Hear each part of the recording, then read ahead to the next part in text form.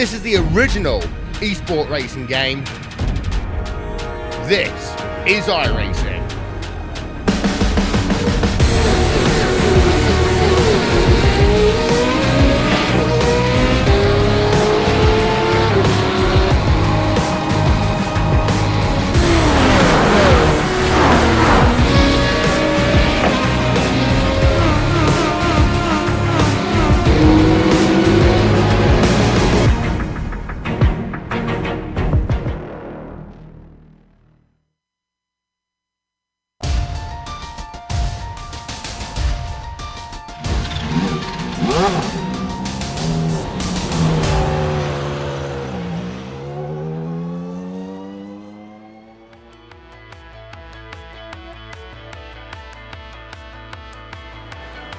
From the tight confines of mid-Japan at Tsukuba, we enter the bumpy roads of Canada, more precisely Canadian Tire Motorsports Park.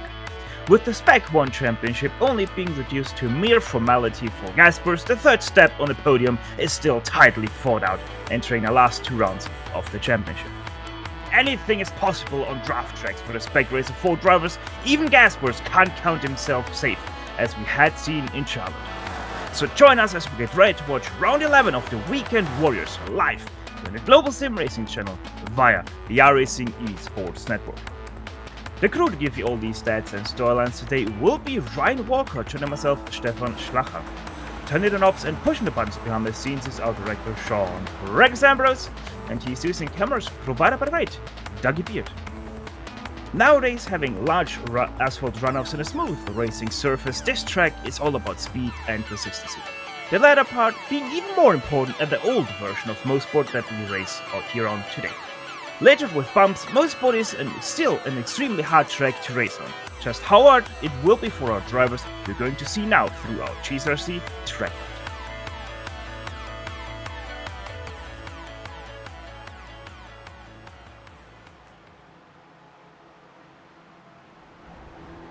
Alright, we've got Stefan Schlacher in the GSRC SRF, so let's do a lap around Motorsport. Down into turn 1, this is a very fast corner, so you don't see passes into here quite as often as most first turns. It's easy to run wide off of it, but quickly you'll want to switch over to the right to set up for Clayton. This is a scary corner in a regular car, but the lift throttle oversteer of the SRF makes it a frightening dance to keep your balance. Drivers will be trying to get fully back on the power as soon as they can without understeering off the exit as well. Quebec is the first place where you really have any significant braking, and yet it'll still be very tough to make passes into here. Despite it having a bit of a late apex, it also opens up a lot coming off the corner. Finally, the car gets to unwind for a bit as we head towards the blind crest of 4. You'll hug the inside all the way down the hill, and then comes the braking for Moss Corner. The compression at the bottom of the hill shortens the braking zone by a huge chunk, making it hard to pass. Also, it's probably wiser to wait to overtake because this double apex bend actually leads onto the Andretti straight. This is the longest flat-out section of the track, which means in the SRF, you'll see drivers try to draft off of one another. It's so much easier to try to pass here than anywhere else on the track, since it's simply a matter of slingshotting by. It'll probably be more of a game of tactics, as long as you can hang on to the car ahead. It's a long climb as we try to straighten out the kinks in this run, but interestingly, there isn't that much braking at the end of it all. The S's kick off with this long, sweeping right-hander that has 2 apexes. What can sometimes happen is drivers will launch a surprise attack under braking for turn 9 by taking away the inside line. But before you know it, the track switches back into whites. This is another one where it's best to keep away from the inside curb. But hopefully, if you've kept it all together, you've now finished a lap around Motorsport.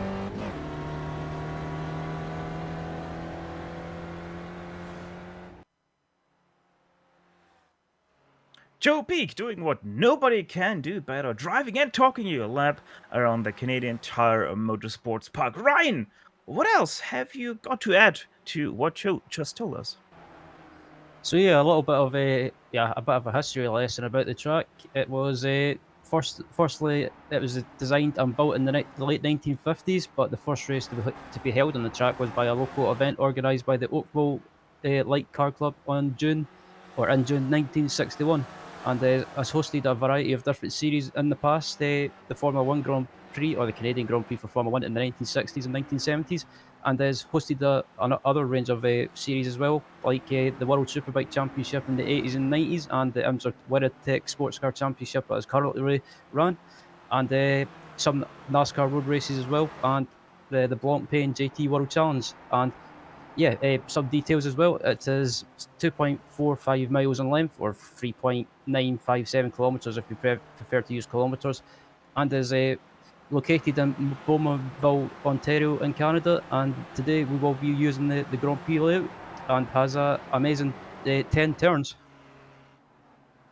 Amazing in a very deep. And as always, the Weekend Warriors is brought to you by SimStickers. Whether it's for button boxes, steering wheels, or keyboards, they've most definitely got you covered. And if you use the promo code GSRC10 when purchasing, you get 10% off of all orders during this whole season. You can find out more over at simstickers.co.uk. And as already mentioned, the Spec 1 Drivers' Championship is actually not only down to just a mere formality. David Gasbush doesn't even have to attend today's race, and he would still be crowned the winner because he still has 100 points in his pocket, sitting right now at 737 points. That's 7 100 points and then also 37 bonus points together. Daniel Saito, second place, 112 points behind. And then, as I mentioned, that third spot still tightly contested between three drivers, actually. Antonio Rees for a third place, Gary McCreevy in fourth, and Emil Orsa in fifth place. They're still quite tight together, so there might still be some shakeup down for that third spot. Ryan, how are we looking for the Spec 2 Championship?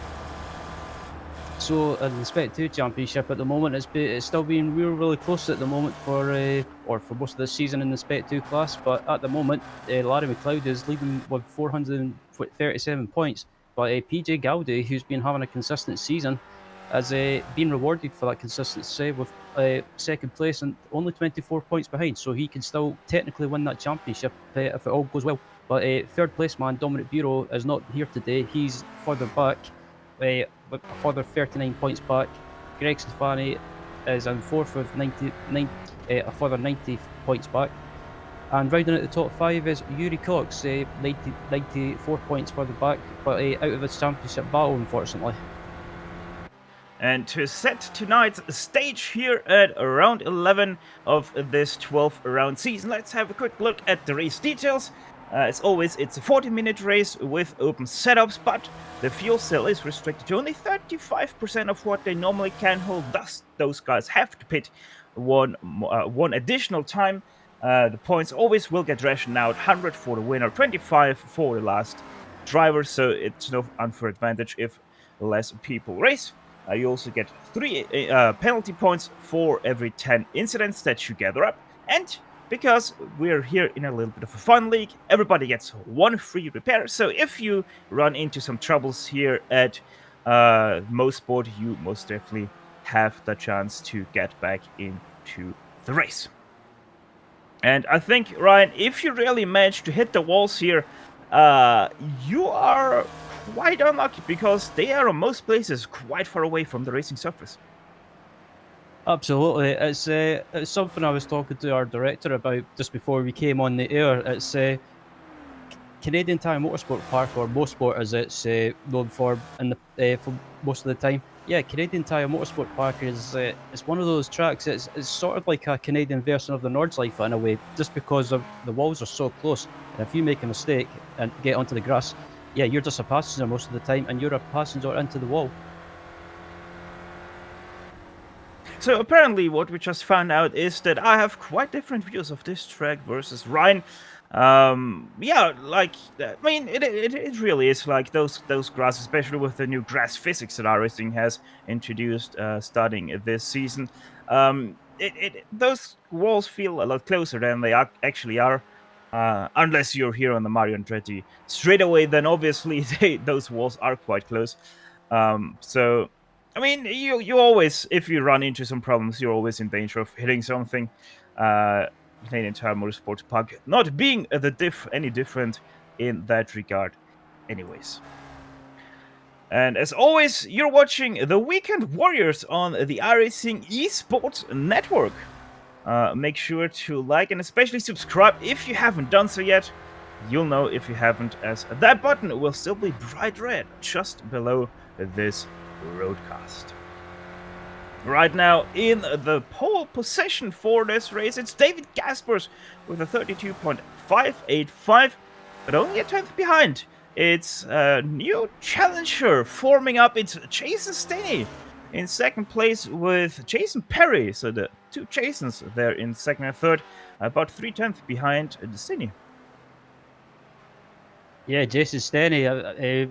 Yeah, someone we watched it. Me and Samuel Ryman watched it. Brands Hats, and yeah, Mr. Stenny was quite quick as well. And from what I remember, he managed to go on and take the win, and that was his first round of the season, I believe. So he's given Mr. Gaspers a challenge as well, but the regular people behind as well will be given a challenge in this race. Jason Perry, also Hugh Haycox, who you can never count out. He's been having a decent season as Hugh, so maybe one to keep an eye out, and maybe not challenging for the win, but a podium finish is more than a possibility. Yeah, exactly. Staney won that round at Brands Hatch. And if you're wondering yourself right now, where did David Gasper finish that race? Well, the answer is quite simple. He didn't race because he's one of those guys that, especially in a Spec Racer 4, doesn't like Brands Hatch. Because it's, in his eyes, a rather easy track in the regard of keeping up with the draft and in the draft. And that's why David Gaspers doesn't race ever at Brands Hatch. Canadian Tire Motorsports Park not being too much different, I would say, from in that regard. Yet here he is driving and in first place. Does an interesting save into the pit lane. That doesn't save it quite enough.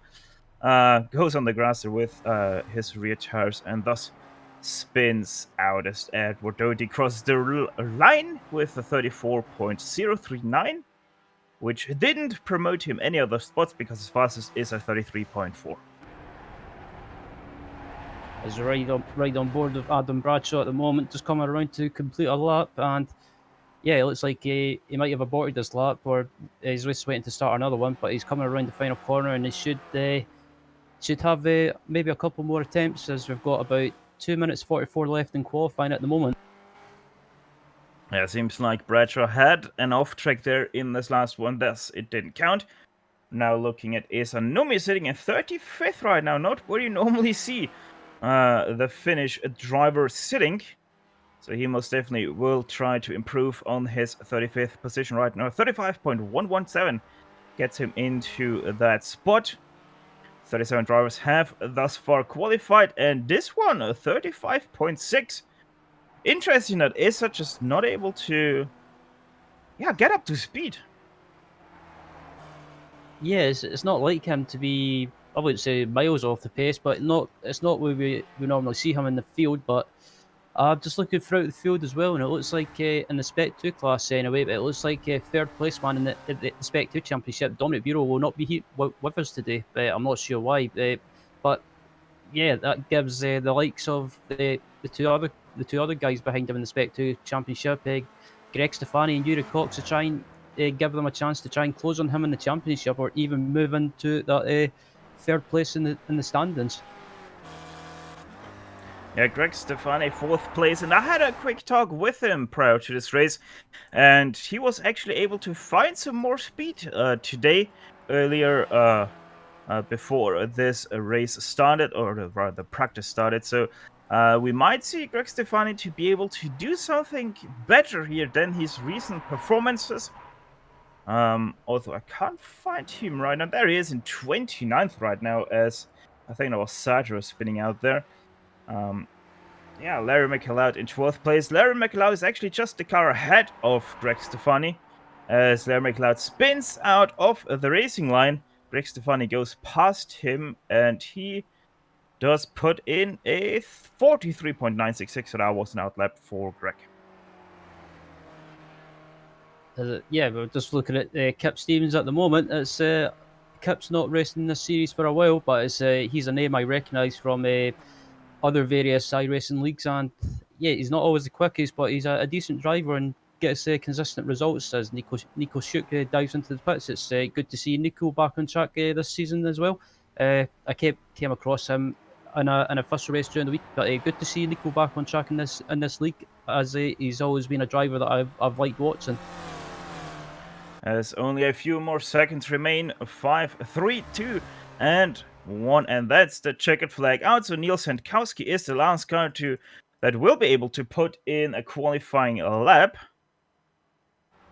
Let's see who is the first one to cross the start-finish line right now. Jason Staney goes into pit lane. How about David Gaspers also goes into pit lane, so those two won't be able to improve on their lap times. Chris Murakami, though, decides to come around the last turn, comes over the start-finish line with a not counted lap. So he's going to sit in his 33.444. Next up, it's Kenneth Bately, but he wrecks out, so he's also not going to be able to finish this one. And next up is Greg Stefani. He aborts his lap. PJ Gowdy, the 777, he is going to take it around the last corner. White's corner, quite a difficult corner if you happen to race that one in the Spec Race Ford ever. PJ Gowdy, 34.340, not good enough to improve himself from 23rd. As Kip Stevens comes around to the final corner, I thought he's diving down to the pits there, but he decides against it as he's coming across the line to complete his lap, but it will be very, very slow. Yeah, so even Kip Stevens not going to be able to do anything with that. Antonio Rees coming around the last turn, closely followed by Simon Meyer. Let's see what those two can do. Antonio Rees right now sitting in 6th, 34.1, not going to improve him.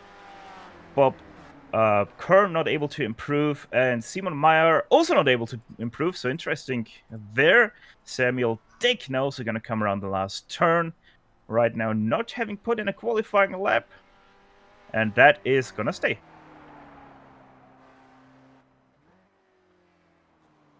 Chris Murakami. Sorry, Steph. Yeah, just want to say Chris Murakami dives into pit lane, and thus our grid is set for today. That means David Gaspers is confirmed as your pole sitter in this 11th race of the season. Jason Staney going to be in 2nd place, leading the outside row here with David Garrido Sanchez being in 3rd place. Jason Perry in 4th. Interesting there. David Jason there for the first 4 positions. Hugh Haycox, the first non-David or Jason in this field, and 5th. Antonio Rees, 6th place for him. Great to see him up this high once again, with Daniel Sadler continuing his pace problems in qualifying. Only a 7th place for him.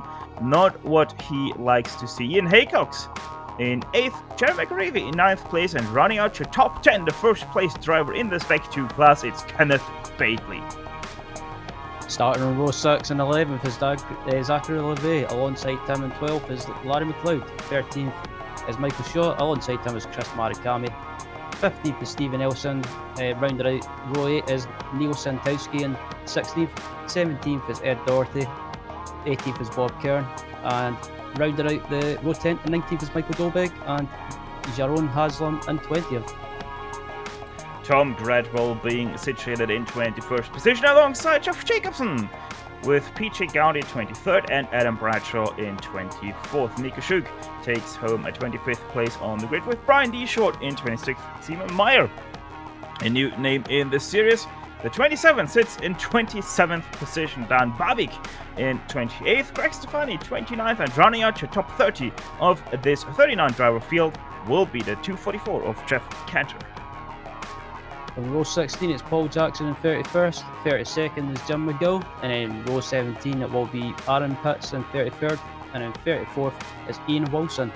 35th is Isa Nomi, and 36 is Marco Silva. 37th is Julio Forpolon, and 38th is Samuel Dick, and rounding out the grid in 39th is Kip Stevens. Yeah, 37 out of these 39 drivers have put in a qualifying time, and I think everybody did actually try to put in a qualifying time. So, yeah, it's gonna be an interesting race. Yeah, Samuel Dick, he tried to put in 5 laps. Every single lap he did run into some troubles with off-tracks, as I think the same thing pretty much with Kip Stevens.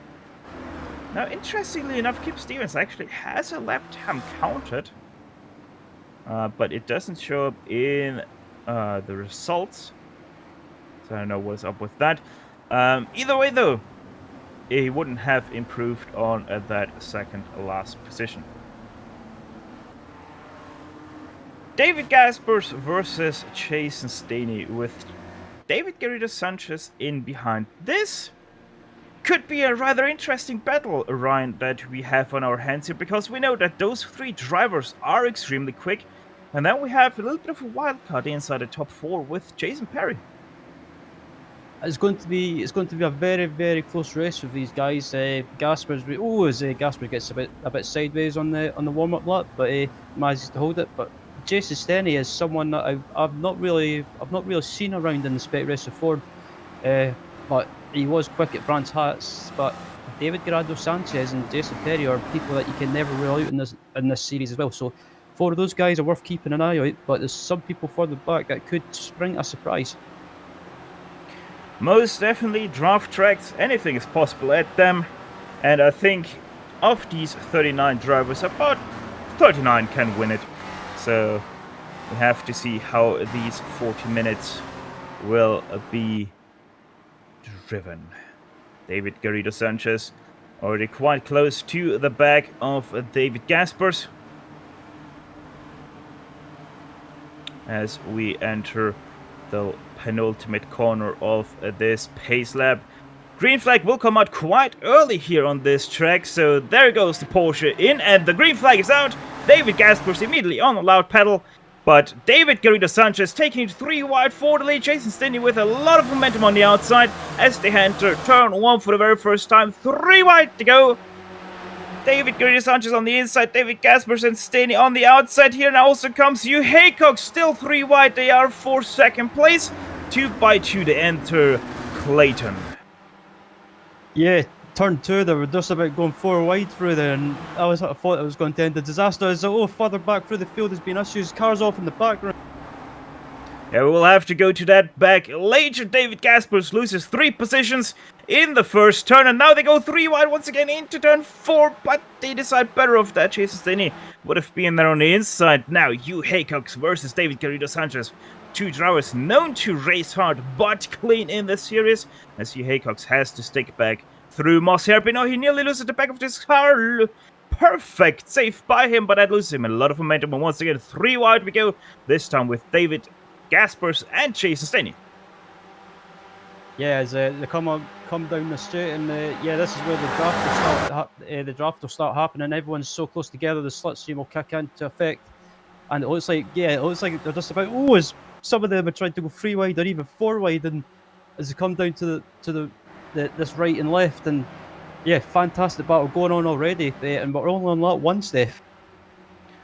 David Gaspers got a bump there by Jason Perry heading down the Mario Andretti straightaway. That isn't exactly straight, but still is called like that. So that moves David Gaspers past Jason Stinney into second place, and with that we have David Garrido Sanchez being acknowledged of leading the first lap ahead of David Gaspers, Jason Stinney, Jason Perry, and then it's you, Haycock. Yeah, it looks like most of these guys up at the front anyway managed to make it through lap 1 without any issues, but I was just, as I mentioned before, further back in the pack there was cars going off everywhere, and even someone rolled in the air. So yeah, unfortunate for those guys, but back up at the front, these guys are still maybe not battling too hard, but just maybe trying to settle down into position. As we're riding on board with Jason Stinney there in third place, having a great look at the battle between David and David at the front. David Gaspers on the inside, Garrido Sanchez on the outside, and Gaspers able to make that move. He also opens the door up for Jason Stinney. They are now side by side, David Garrido Sanchez and Stinney. That is, Sanchez actually gets the slipstream of David Gaspers. 3 wide once again down the Mario Andretti straightaway, and there's Adam Bradshaw just in front of them. He's one of the drivers that was involved in that turn 2 wreck about a lap ago. Still 3 wide, they are heading into that last complex of turns, a little bit sideways there for Garrido Sanchez. Keeps it together though, stays out of Jason Perry as Stinney, and he is able to come out in top, or is he? Once again a slide from him. That's gonna compromise his line through White's corner. Here now once again comes David Gaspers. Stinney is boxed in behind, gives a nudge to Garrido Sanchez up ahead.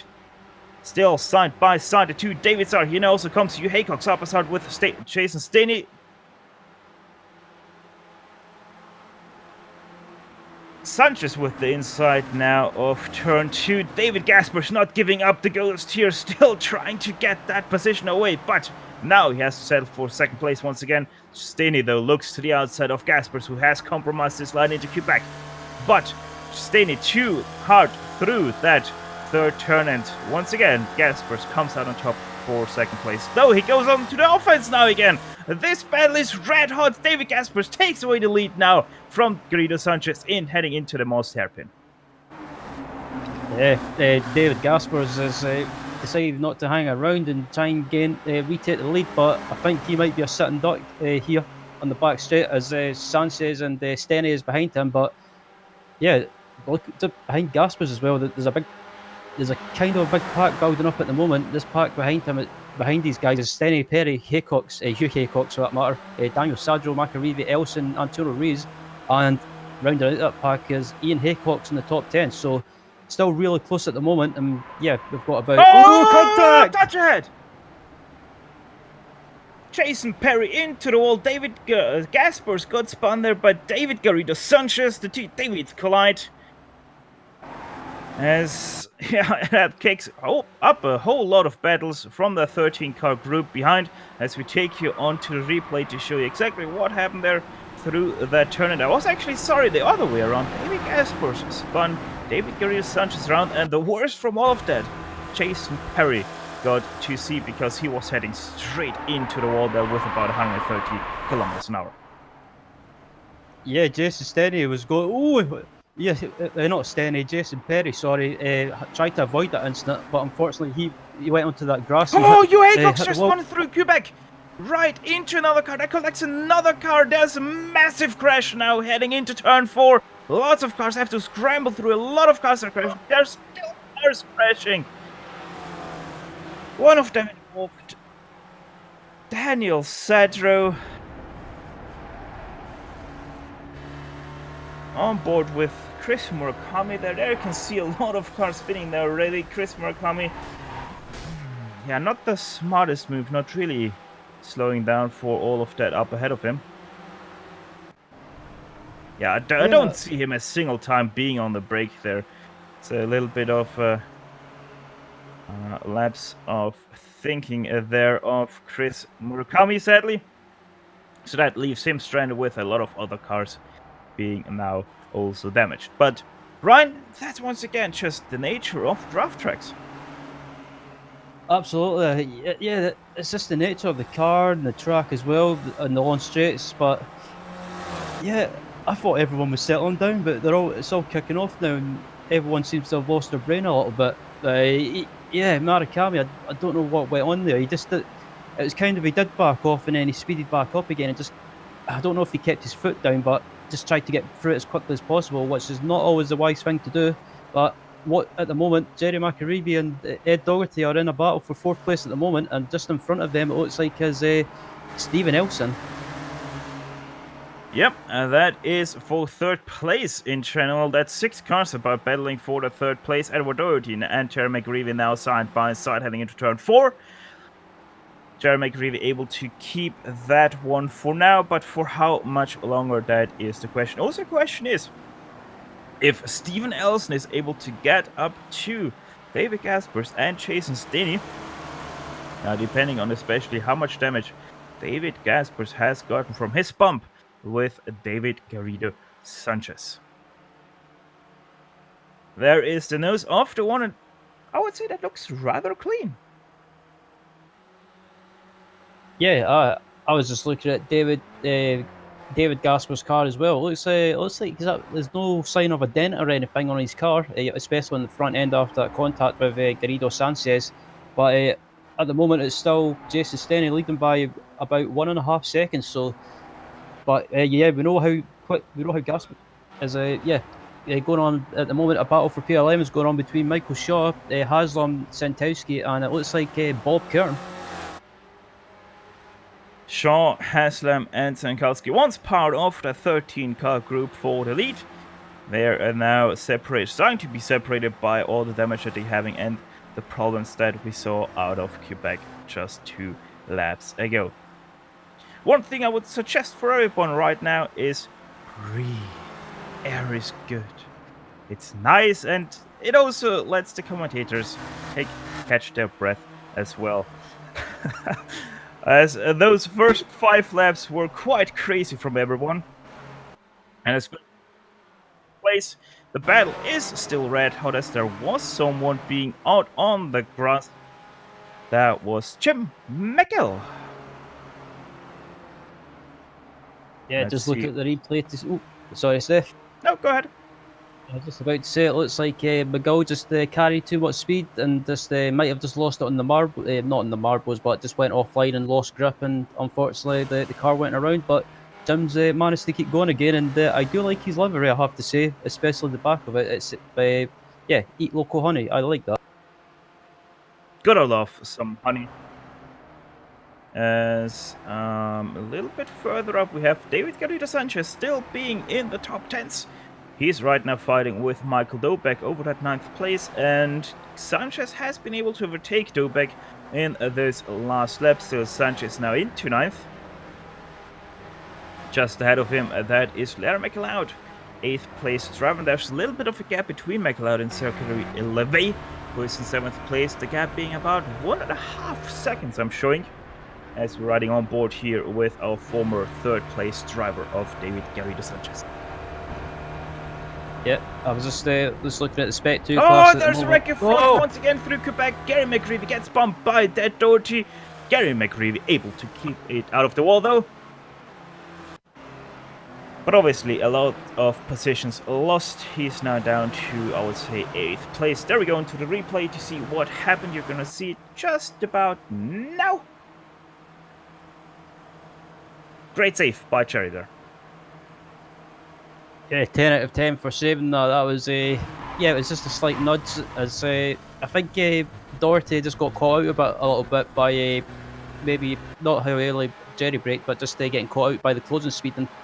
But Jerry's still going in 9th place at the moment, and he's right behind the Spec 2 leader at the moment, Larry McLeod. In behind them, they are about 2 wide now for 11th place between Niels Kowski and Jaron Haslam. As also Jerry McGreevy side by side with Larry McLeod. And McLeod able to defend that 7th place. Or is he? As he has a little bit of sideways moment through White's corner. They come together. Now 2 by 2. They're drafting over the start-finish line. Jerry McGreevy on the inside alongside Ed Dobek. Michael Dobek on the inside as well. Now, Jerry McGreevy able to get past Larry McLeod. Tobe Dobek trying to do it around the outside of Clayton. That's not always going to work. He keeps it out of the grass though. Has the momentum now swing to his side as they enter Quebec. Yep. McAree was just ahead of them as well as yeah, Jerry takes a lot of curb in him. Oh, I thought he was running wide there, but Dobek's got the run on McAree as they come up to the Moss hairpin. Still trying to be side by side there, Dobek and McGreevy. Dobek trying to do it 2 in 1 lap, but that's, at least for now, not going to work for him. But now they enter the big straightaway at Mario Andretti here. Dre doesn't look like that from the chopper or even from the cockpit angle, but there's a lot of elevation change as they go side by side run. Yeah, there's quite a lot of elevation. And 3 wide. Oh, sorry. There's 3 wide into this right-hander. Oh, that's a bit risky. Oh, there's someone spun up ahead. That's David Gaspers! David Gaspers spun out of 2nd place and now finds himself only in 9th place. What happened to David? As we're just waiting for the replay to come up, and yeah. He might have got tagged around. Oh, and this is quite the incident there. It was with Jason Stenny. He was able to catch him, and sadly, Jason wasn't able to catch his car on the inside of David Gaspers. There is the twitch, there is the contact, and the 1 and the 62 go around. Jason Stenny from that, by the way, also did drive into pit lane. I think that is a scheduled pit stop. No, that's not. He is 30 seconds already in the pit stall, so Jason Stenny with that out of the race. as McAreevy and Dobek and Gaspers are going at it as they come up to the Moss hairpin. And will Dobek try and go for a move on McAreevy? No, he won't. Oh, he's trying for it. He's trying to go for it, I should say. But McAreevy manages to hold the line as they come back onto the back straight. And I think Gaspers will get the run. But behind David Gaspers is Neil Sintowski. And even though David Gaspers is right now about 7 seconds away from first place at Doherty, don't write him off of that win. David Gaspers has proven already a few times throughout the seasons of the Weekend Warriors that he is able to come from that last up to a commanding elite in first place. So David Gaspers is a force to reckon with, even though he might be quite low in the standings, as he did overtake Gary McAreevy around the outside there of turn number 8. Actually, yeah, 6th place now for him. Yeah, absolutely. I have to say, Steph, though, it's this race has been a weird one. It's there's been incidents everywhere in the early stages of the race. There's a battle going on further back through the field. There's Doherty and Antonio Rees. Yeah, Antonio Rees in second place. I'm amazed. It's all kicked off. I was just about to say, Steph. Yeah, a few guys did pit, but Edward Doherty and Antonio Rees, they did get first and second place after David and Jason came together. As there's someone spun around, that was Ian Wilson on the inside of the Moss hairpin. Just a little safe spin on the throttle. Too greedy as he did hit the grass. So, Edward Doherty and Antonio Rees, first and second place. We haven't seen them quite this high up in, I would nearly say, this whole season, as they go around the lap Dan Babik. And I think we also had the first few people that did go into pit lane for a scheduled pit stop. As we go back to Gary McAreevy in 6th place, right behind David Gaspers. Sankowski behind did overtake Michael Dobek for 8th place. 7th place. As I think Antonio Rees into pit lane. Yes, indeed. Antonio Rees pits from 2nd place. Stephen Elson in 18th right now, your leading car of the drivers that have visited their pit crew thus far. Let's see where Rees is able to come out. He's already off the pit limiter. Stephen Elson is coming now into turn 1, so Antonio Rees is going to take over the lead from Stephen Elson there. Yeah, should be able to. 17th place it is now for Antonio Rees. A little bit of a clear track in front of him. Whether that's good or not, we shall see.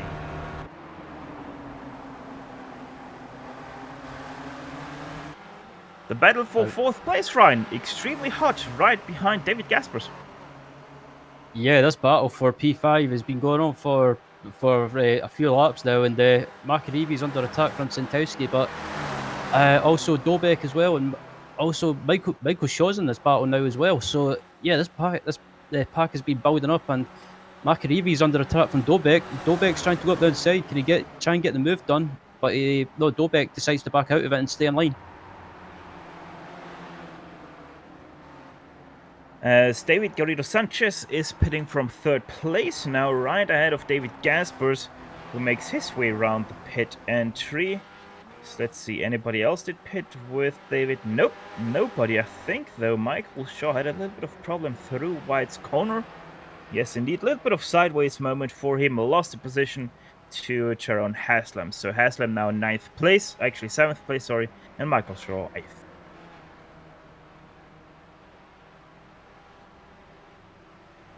As Sanchez decides to take his new car as well, and he's leaving the pit lane. Just keeping an eye on him to see where he comes out, and Sanchez should be round about, close to Antonio Rees possibly. No, it might be further back. Rees got ahead of him in the pit stops. Rees is about 6 seconds ahead of Garrido Sanchez. Hugh Haycock's just behind Sanchez, so those two found themselves again. About 4/10 between those two. Antonio Rees with those latest pit stops, now in 15th place. Just ahead of him in 9th place, it's Samuel Dick versus PJ Gowdy. PJ Gowdy, I think right now your leading Spec 2 driver. Yes, indeed, in 11th place. Sorry, 10th place, he is your leading Spec 2 driver, trying to go for the 9th place. On the inside, he will be for the 8th turn, doesn't even need it, as I think Samuel Dick did let off the gas there ever so slightly. Yep, PJ Gowdy second in the Spec 2 Championship, I should say. As I think PJ's been having a good season so far. Like I mentioned in the run up to qualifying, he's been consistent this season. He's been rewarded with a second place in the standings, and I think at the moment, if he stays in second, he'll be able to try. He might just close on the championship leader line with McLeod, but McLeod at the moment, it looks like he seems to be having a better race. Larry McLeod, I think he did already pit. Yes, indeed, he's sitting in 20th position right now. There is actually his pit time also on your screen. 30 seconds, cone to cone, and 11.9 seconds on the pit stall, which is actually quite a long time. Hugh Haycox is the shortest stop right now with 7.6 seconds. Greg Stefani versus Jim McGill. It is the fight for 12th place. And right now, that one goes to Jim McGill. Yep, it seems to be the field is settled down a little bit at the moment with the pit stops starting to happen. So, but I hope that'll probably pick up after the pit stops have finished. And yeah, David Gasper's in third place at the moment. Like you mentioned before, Steph, don't rule him out of coming back and winning this race. He's done it a few times this season so far, starting at the back, and he's came through to win. So don't rule him out just yet. Riding on board with Jim McGill, looking back at the 6-car train that he is leading. Last one there is Steven Elson, as we jump you up to 4th place, driver of Neil Sankowski, who is starting to ever so slightly drop away from the extremely fast David Gaspers, who was in the last lap about 8/10 faster than the current leader of Ed Doherty. They're most definitely David Gaspers putting down the foot. And the surprise person for me at the moment, I'm watching in second place, is Zachary LeVay. He's been having a quiet race, but he's just kept out of trouble, and he's up in second place at the moment. And yeah, it's a bit of a top 2 anyway. It's been a bit of a shocker, not in a bad way, but it's good to see some race, a bit of a spice added to the mix.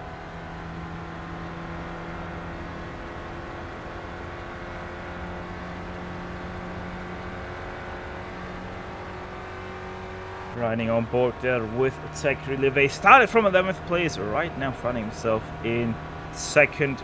That is quite the job. As Peter Gowdy and Samuel Dick once again with it. Also Simon Meyer in 11th place, actually 9th place, sorry, right ahead of them. So we had a few more people pit this time around. Antonio Rees, still your leading driver that has already visited his pit crew, sitting in 13th place. Nobody else has visited pit lane right now inside the top 10. So these guys are continuing on their way. But Samuel Dick pits from 11th place. Shouldn't be any problem for Antonio Rees to overtake him, as he's also trying to overtake Jim McGill there. Into turn 1, goes to the inside and makes that move done beautifully. Antonio Rees now up to 11th place. Yep, some of these guys back up at the front still need to make the pit stop. So I think these guys up at the front, I think they're trying to go as long as possible and maybe just not lose too much time in the. Oh, is it Santowski sideways and Moss hairpin? Indeed, all the way to the inside there. Let's see what happened there on our GSRC replay. And right, that's a weird one. Yeah, I'm just wondering if they lost it in the bump. Oh, he did. He lost it under braking. Under braking, he just lost it. It looked like the rear snapped. I don't know. looks to me that indeed was a downshift there from Niels Kowski, so he did downshift one too many times, finds himself in first gear, and thus he spins around as there's also a car now, Michael Dobek, with problems through the S. That drops him from 5th place down to 7th.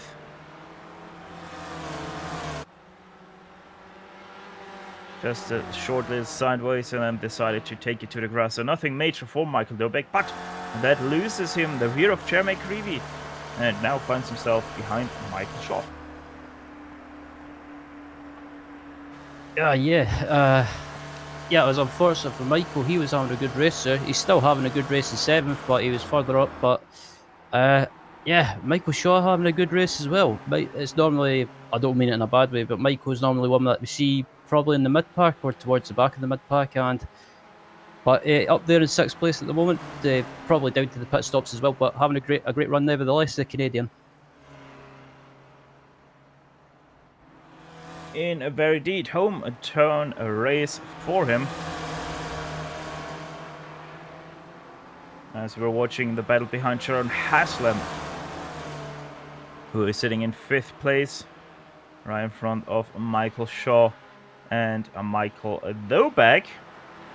As Dobek lost the move on Shaw, a little bit of a block there from Shaw, and now he's going to get boxed in behind. Never mind, Sharon Haslam drives to the middle, 3 wide to go into turn 8. Who is the latest breaker of today's breaker?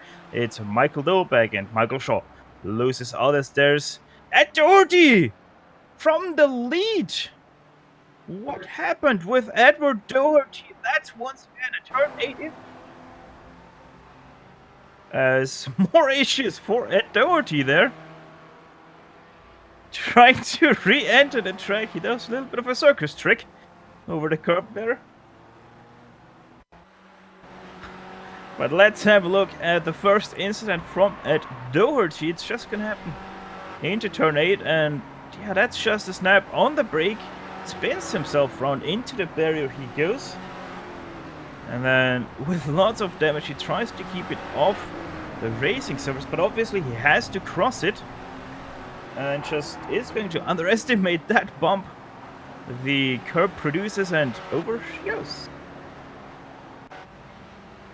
As the battle for P4 is still going on at the moment, this is between Michael Shaw, Haslam, and it looks like behind them is that as my iRacing's just crashed. That is actually for 3rd place. Sorry there, Ryan. Michael Dobek versus Shaw and Haslam in this battle. Shaw and Dobek right now side by side. Who is going to be the outcome of this battle of the Michaels? Right now they're about dead even between those two on the speedometer. Obviously a little bit of damage for Michael Shaw, so that really didn't help him coming out of the draft, but better line through turn 8 is going to secure him that 3rd spot right now. Yeah, I was just watching the replay back of that incident with Doherty as well, and 10 out of 10. It was the battle for the battle between Gaspers and Elson is going on at the moment for P8, but these guys should probably cycle in to closer to the front once the pit stops are done. But Gasper's still under attack from Elson, and it's been a bit of a weird race, Steph. It's been a bit of a few shocks, put it that way. Yeah, it is a little bit of an interesting race, but once again, that is just the nature of draft tracks in the Spec Racer 4. As our leading Spec 2 drivers, as you can see on your screen, PJ Gowdy, the 777, is in the pit stall. That will hand over the lead momentarily to Tom Gradwell, sitting in 9th place, just ahead of 2nd place driver Greg Stefani, 2nd place in the Spec 2, that is.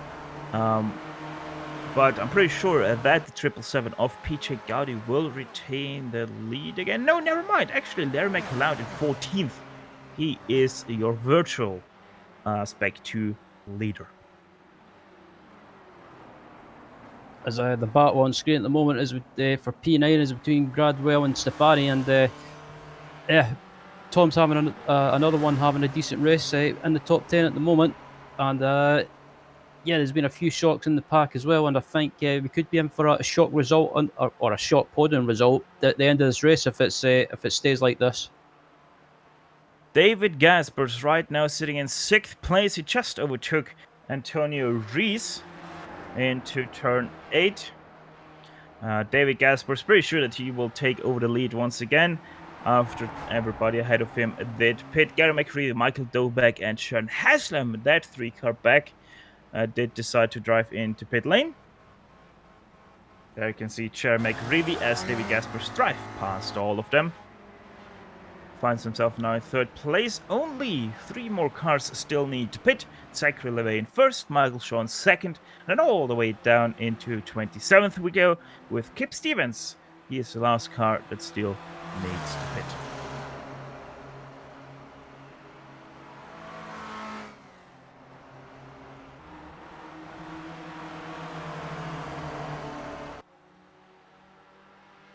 As we have already mentioned a few times, David Gaspers, you're never able to count him out, and we're pretty sure that he is gonna take over the lead once again when Zach Ridley and Michael Shaw have pitted. Right now we're looking at the battle between David Guerrero Sanchez and Jeremy McCreevy down in 6th place. They're pretty much on their lonesome self, those two. 4.2 seconds up to 5th place, and then 8th place Jason Perry is also 4.5 seconds back on those two. Yep, after the pit stops as well, David Gasper has all gone well, should technically retake the lead. So at the moment it's still LeVay and Shaw still need to pit, so after they pit, Gasper's will be back into the lead. Actually, Ryan, they are into pit lane already. Michael Shaw did find his stop now, with Zachary LeVay already in his stall for a little bit. Long stop for Zachary LeVay, interestingly enough. David Gaspers easily, obviously, takes over the lead. And let's see, Zachary LeVay, 16 second stop for him. Michael Shaw, 11 seconds for him, so a little bit faster. Those two are off the pit limiter now. And it seems like Zachary LeVay gets dropped right into the battle pack for 6th place. Is right on board with Stephen Elson at the moment, under attack from Antonio Reyes in 3rd place, and if Antonio Reyes stays where he is, if be at 2nd or 3rd place, I believe this will be his first ever podium in the series, but we've still got just under 10 minutes remaining, so I don't want to put a jinx on him just yet.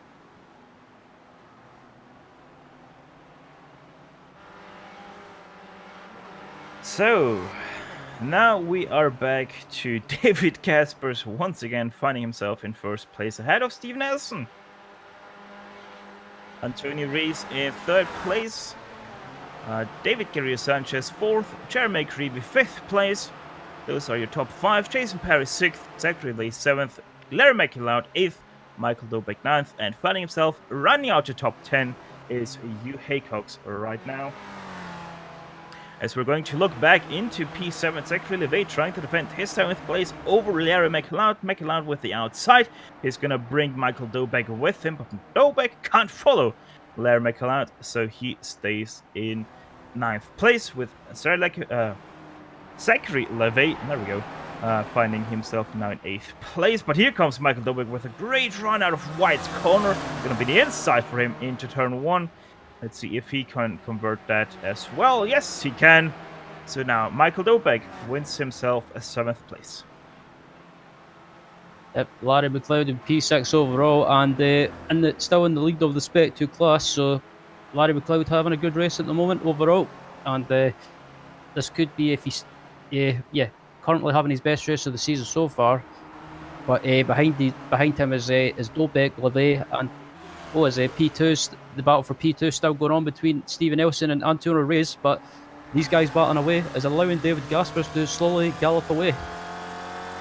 Yeah, David Gaspers, he has the better pace, just naturally already over Stephen Elson. Stephen didn't really have to defend anything. Antonio Reyes not really trying to attack too much right now. Let's see if that is going to change down the Mario Andretti straight away, but as you can see, he's not really able to get close, even to the back of Stephen Elson. Now they also have the lap car of Kenneth Batley in 31st place in between David Gaspers and themselves. That's also not gonna be too good, as Steven Elson has to brake too much for his own good. Loses the car on the grass. Didn't expect Kenneth Bailey to be that slow. Spins over to the mid of the track and loses another 2 positions to Garrido Sanchez, and Jeremy Carivi now finds himself in 5th place. So take you on board. Buckle up. It's gonna be quite a ride. Yeah, it looks like Elson just went offline a little bit and carried 2 knots corner speed and just lost the rear end and around the went, and unfortunately lost a couple of positions to Sanchez and Matarive. Gaspers! Turn 3, he nearly spins himself out through Quebec. He's able to catch it, and now Antonio Rees in 1st place. Can also take you on board for that one, just a little bit too fast into turn number 3, has to catch a slide, and that's gonna set him up for a ride through the grass. Yeah, this is not something we normally expect from David Gaspers. He seems to be one of those people that just, once he's in the lead, he pulls away, but he's either been caught up in incidents or just made some silly mistakes, and this is it's unfortunate, but it's allowed Antonio Rees into the lead, and Antonio Rees has got about probably a 1.5 second gap. That just shows the true nature of this track as we head back to P6 once again. Larry McLeod able to defend his position over Michael Dobek. Michael Dobek with the inside has a little bit of a slide to catch, and thus he's not able to attack that 6th place of McLeod any further for now.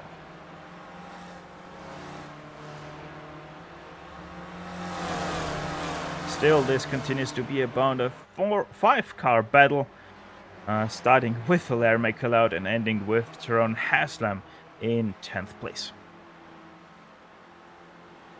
As this battle with McLeod and Dobek and LeVay and a couple of other cars behind them as well is still going on, as we've got about 4 minutes and 26 seconds remaining, so I'm guessing we've got about another 2 or 3 laps remaining of this race.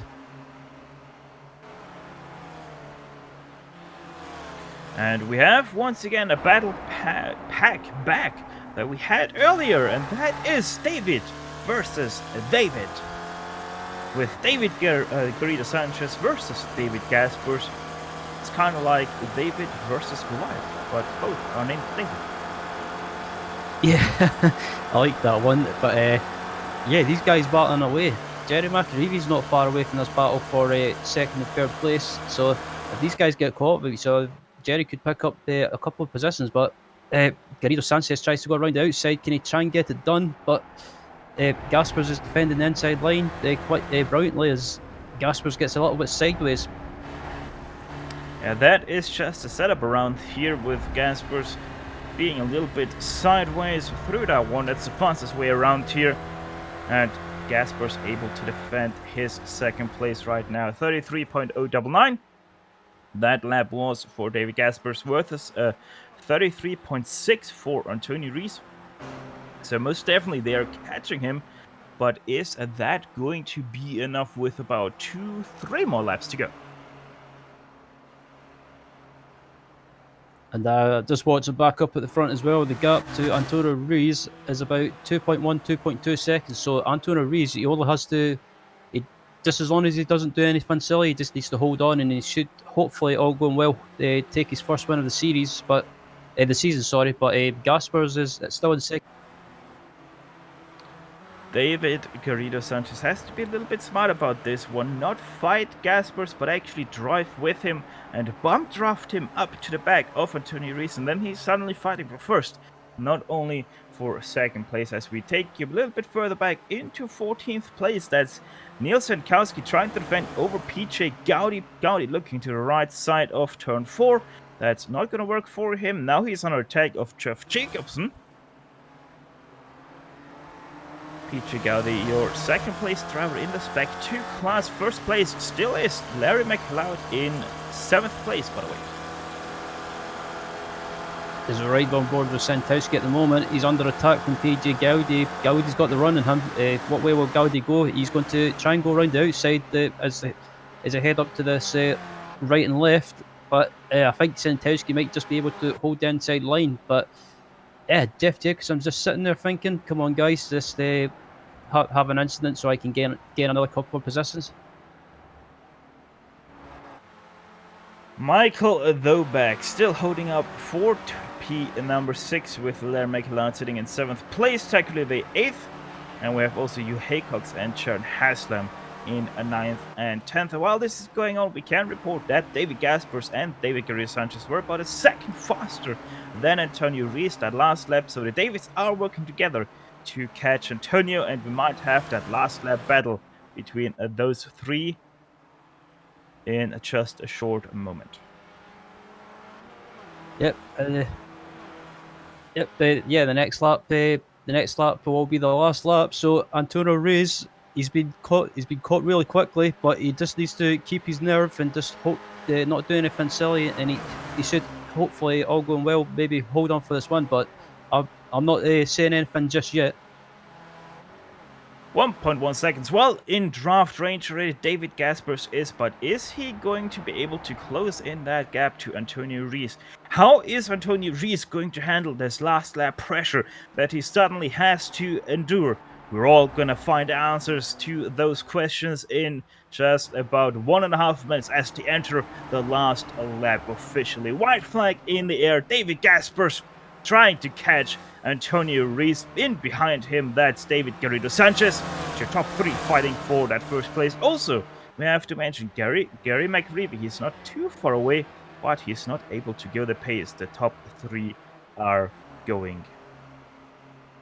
5/10, Gaspers was faster than Antonio Rees that last lap, as he has a little bit of a slide through Quebec. That's not going to slow him down too much, and he is well within draft range now. This is going to be interesting. How well can Antonio Rees do his most corner? Will it be worse or better than the 2 Davids behind him? It's all going to be about this entry and exit. Look at how much Gaspers is able to close in on Antonio Rees. Has a little bit of a slide. That doesn't matter for him, as they are now exiting. Most hairpin David Gaspers. He is out of fuel, I think. He is. That's David Gaspers out. So it's now going to be David Guerrero Sanchez versus Antonio Rees.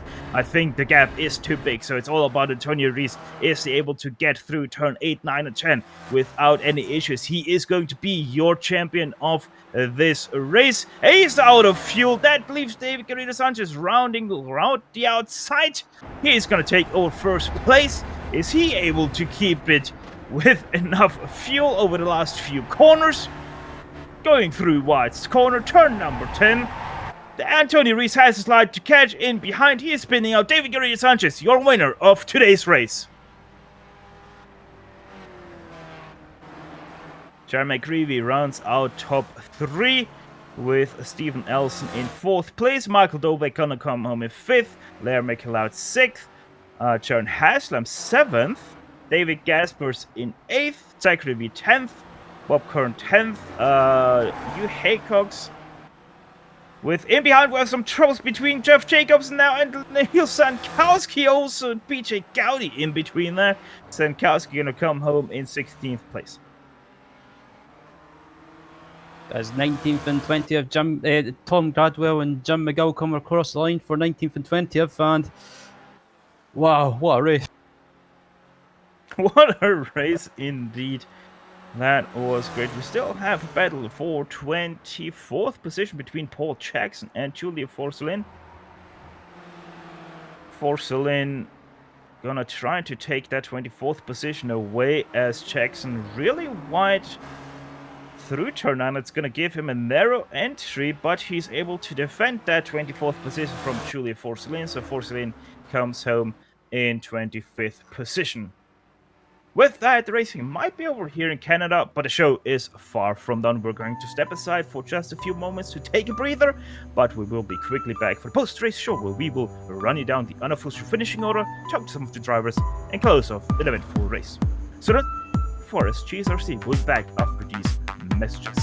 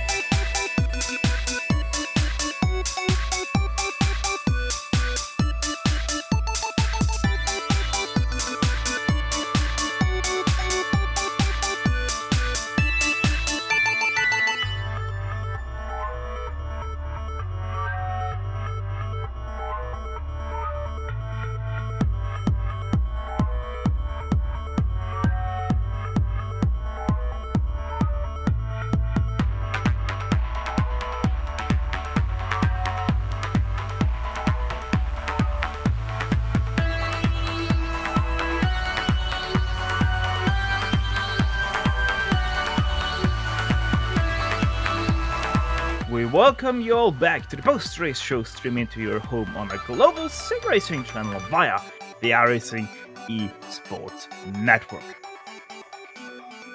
First on the order, as always, it's the unofficial finishing order, which for a second time in this season where David Gaspers did run, David Gaspers is not topping it. After 41 minutes and 14 seconds, is actually David Garrido Sanchez winning out by fuel strategy, as Antonio Rees did run out of fuel in the dying moments of this race. He's gonna come home in second place. Chad McGreevy, great race for him in a very long time, promotes him up to third place, with Stephen Nelson from 15th spot on the grid finds himself inside the top 5 with a 4th place finish. Michael Dobek, no small feat either, 19th place to 5th, and that must feel very good for him. Larry McLeod, for the very first time we see someone of the Spec 2 class deep into the top 10. He, with his number 233 machine, finishes in 6th. John Haslam 7th. David Gaspers, the number 1, starts in 1st place, finishes in 8th due to fuel problems, but he still was able to clinch the title here today. Zachary Levay finishes in 9th, with Bob Kern running out your top 10. Finishing in 11th was Michael Shaw, 12th was Hugh Haycox, 13th was Samuel Dick, finishing 2nd in the Spec 2 class, and 14th overall was PJ Gowdy. Jeff Jacobson having a great race, finishing in 15th. Neil Santowski finishing in 16th. Jason Perry finishes 17th. 18th was Greg Stefani. 19th was Tom Gradwell. And rounding out the top 20 was Jim McGill. 21st went to Simon Meyer in his first appearance. A solid 21st position for him. Brian D. Short in 22nd. Jeff Gander finds himself in 23rd. Paul Jackson 24th. Julie Forstelin from 37th to 25th. He goes with Daniel Sergio. A bad qualifying turns into an even worse race. 7th place to 26th. That one must hurt quite a lot. Esonomi, the last car on the lead lap, starts from 35, finishes in 27th. Ian Haycox, the first car one lap down, goes down 20 positions from 8th to 28th. Kip Stevens gains 10 positions into 29th, and running out your top 30 of the field will be Kenneth Bately. A lot of cars still one lap down or being wrecked out. So as those go through your screen, it's Antonio Rees talking to us. Antonio. Hey, good night, Stephen. Good night, everyone. Must be a little bit of an awkward feeling having the win just a few meters ahead of you and then running out of fuel. Yeah, it was very annoying. I didn't expect that, so I was kind of... When I heard David saying on the microphone that they have run out of fuel, I was thinking, well, I will not. But then my car starts also, the engine getting no fuel, and oh my goodness, I have the same problem then. Wow. I'll try to let the car go, but David Garrido was kind of no way to defend. Well, still, your strategy really paid off. You were one of the first cars to go into pit lane, and coming out, avoiding all of the wrecks and issues our top guys had, coming out then in first place virtually, quickly being overtaken by Gaspers. Did you expect to be able to get that high up? No, I always expect to get as best as I can, but well, it's on the aim. If whatever you get is whatever you want, as much as we can. Well, one last question before we let you off again, Antonio. Next round, it's also going to be very interesting. How are you feeling about the last round of the season? Oh, I have the same feeling as always for the races. My expectation is always just, keep a fair play and a friendly race and gain as much positions as you can. Well, Antonio, congrats once again on your second place. Thank you very and much, good Stefan. luck for Watkins Glen. All right, thank you. See you next week. That was Antonio Reed, your second place driver of this race. Now it's Ryan Walker talking to David Gaspers.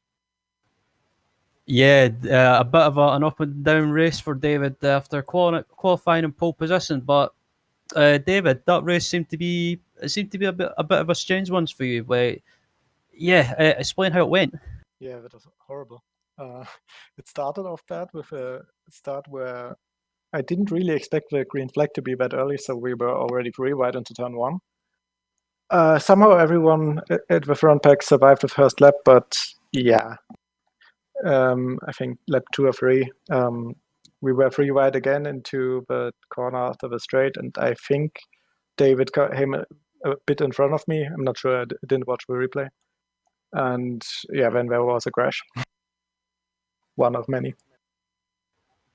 Yeah, it seemed to be, like you say, you got off to a decent start, and then in the early stages of the race, or maybe like get close to the first half of the race, it seemed to go downhill for you. You were involved in a couple of incidents with contact, and then at the end of the race, you unfortunately ran out. It looked like you ran out of fuel. Was that the case?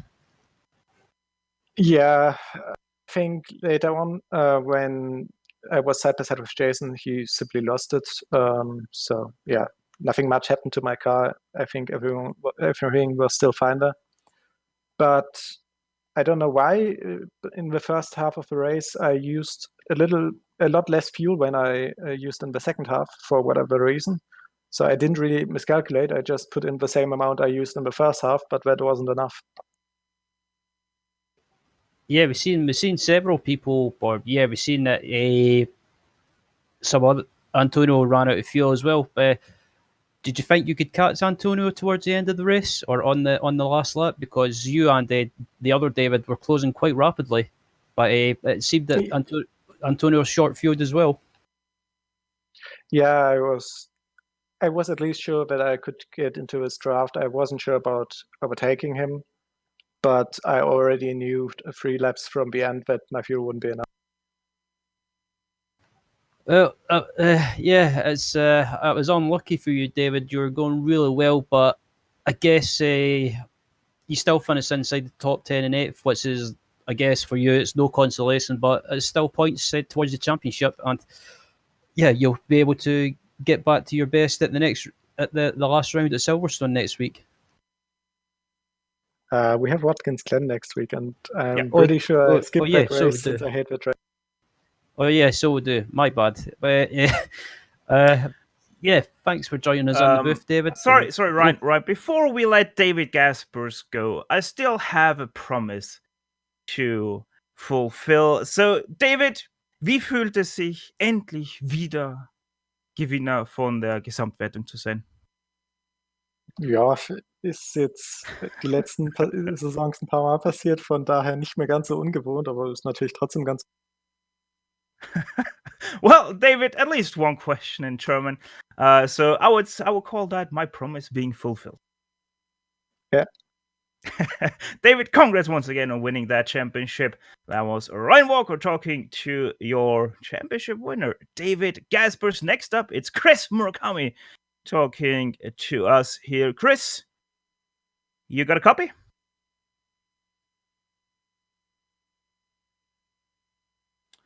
Seems like Chris still needs to get ready.